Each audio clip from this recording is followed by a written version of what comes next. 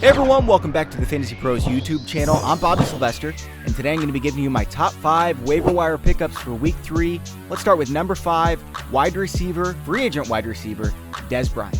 Now, there's no guarantee Dez is going to sign with the Browns or even play football again. Apparently, he's actually looking into boxing, if you can believe it. Regardless, this is your classic risk-reward free agent pickup, but he also offers eventual wide receiver 2 upside if he signs maybe even more in the right situation.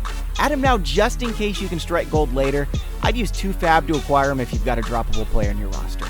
Number 4 is wide receiver, my guy, wide receiver for the Tampa Bay Bucks, Chris Godwin. The Bucks have called Godwin their 1B to Mike Evans as their 1A, and he's been seeing twice as many snaps as Deshaun Jackson has, so I wouldn't worry so much about Jackson. Godwin is their second option. I think Godwin is going to offer week-to-week flex appeal, similar to what Cooper Kupp and Devin Funchess gave fantasy owners in 2017.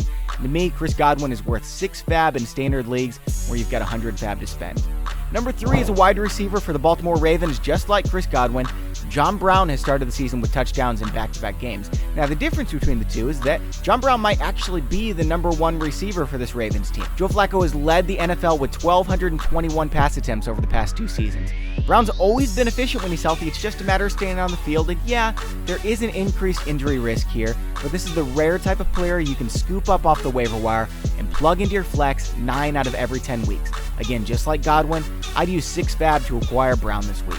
Now, number 2 might be a little bit controversial because a lot of people think Chris Ivory is the running back to own in Buffalo, but I think it's Marcus Murphy. Murphy is the back with upside. He pops from the game film. Chris Ivory doesn't. The Bills coaching staff raves about Murphy. They don't say anything about Ivory. Sure, Ivory's still going to get some work, and maybe Ivory does end up the lead back, but he's not special enough to start in this Bills offense. Murphy could potentially be, so I'm taking my chances. I'm spending 8 fab to acquire Marcus Murphy, running back for the Buffalo Bills. Now, my number 1 pickup this week is another running back filling in for an injured running back. It's Gio Bernard for the Cincinnati Bengals.